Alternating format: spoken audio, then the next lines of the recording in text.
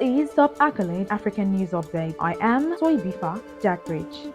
More than 5.6 million doses of COVID-19 vaccines bought on loan by the Ugandan government have expired, an audit report has said. The vaccines are valued at 28.1 billion Ugandan shillings, that is $7.3 million or 5.8 million euro, and were purchased using a World Bank loan. Authorities say the expired vaccines will be withdrawn from health facilities and destroyed. In the report submitted to Parliament on Tuesday, Uganda's Auditor General John Muwanga also said that other drugs worth $8.6 million, mostly HIV antiretroviral drug ARV, have expired after they were phased out by changes in recommended treatment guidelines by the WHO. Authorities expect the total losses from expired COVID vaccines to surpass $78 million by the end of this year. The demand for COVID vaccines is now at zero. We no longer receive any COVID vaccine order if we don't have any people that need or health facility requisitioning for these COVID vaccines. We expect more COVID vaccines to expire on us. The head of Uganda's drug procurement agency, Moses Hamabari, told public broadcaster UBC.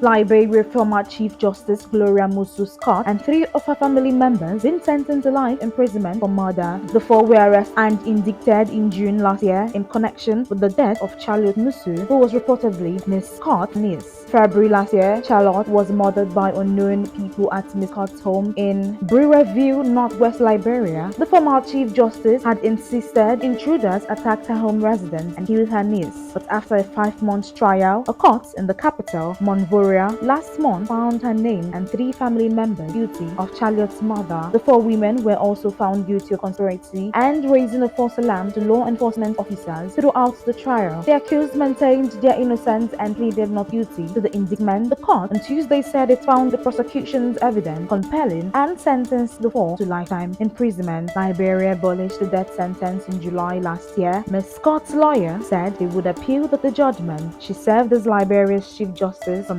1997 to 2003.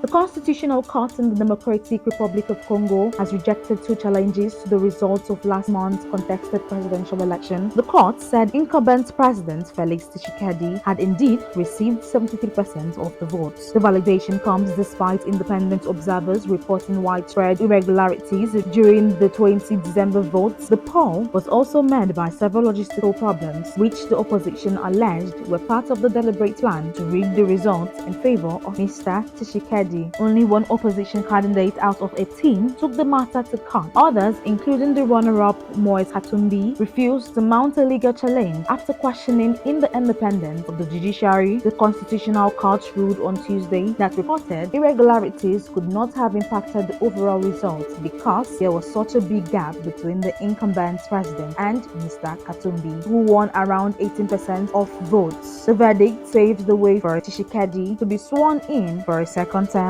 on 20th January.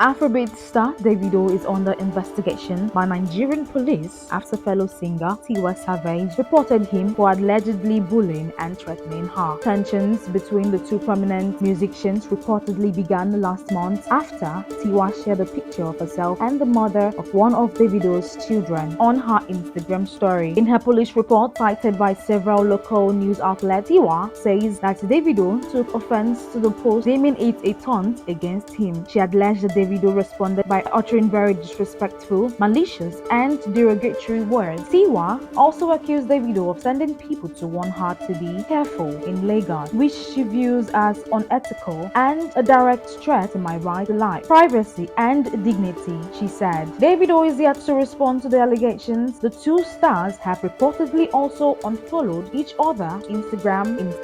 That is the size of Top Accolade African News Update. You can follow us on our social media platforms as displayed on your screen. Happy Wednesday.